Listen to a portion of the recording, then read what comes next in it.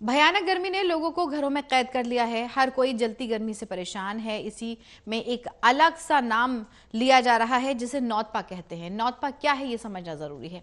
असल में नौतपा का अर्थ है 9 दिन तपने वाले, यानी 9 दिनों तक भयानक गर्मी। इसे मानना चाहिए, लेकिन नौतपा सिर्फ एक शब्द ही है।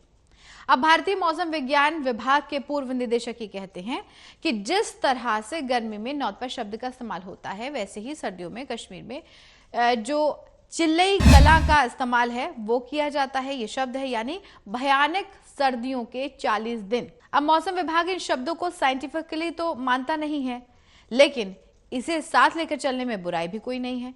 कहा जा रहा है कि इन शब्दों को प्रूव करने के लिए ट्रेडिशनल नॉलेज ही है। अब इन शब्दों की साइंटिफिक परिभाषा नहीं है। इसमें वैज्ञानिक ये कहते हैं, जो एक्सपर्ट हैं वो ये कहते हैं कि मई के तीसरे हफ्ते से जून के पहले हफ्ते तक करीब 15 दिन देश में भयानक हीट वेव चलती है। इसे हॉट वेदर सीजन कहते हैं। इसीलिए अगर कहीं पर नौतपा शब्द का इस्तेमाल होता है तो उसमें गलत कुछ नहीं है। जब देश के अधिकतर हिस्सों में गर्मी चरम पर होती है, हीट वेव चल रही हो, लू चल रही हो, तब इसे नौतपा कहा जाता है। यानी 9 दिन तक एक ऐसी ही गर्मी का अनुमान लगाया जाता है। नौतपा की शुरुआत आपको बता दें कि 25 मई से हुई।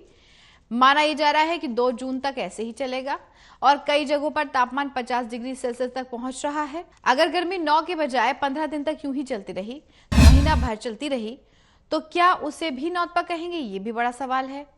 लेकिन आपको ये बता दें कि साइंस इस शब्द को भले ही ना माने, लेकिन ट्रेडिशनल नॉलेज को साथ लेकर चलता जरूर है। उसे एकदम से खारिज नहीं किया जा सकता। तापमान बढ़ने की असली जो वजह है वो ये है कि मई में हमारा देश सूरज की तरफ सीधे होता है और सूर्य ऊपर की तरफ बढ़ता है। इससे तापमान में बढ़ोतरी होती है।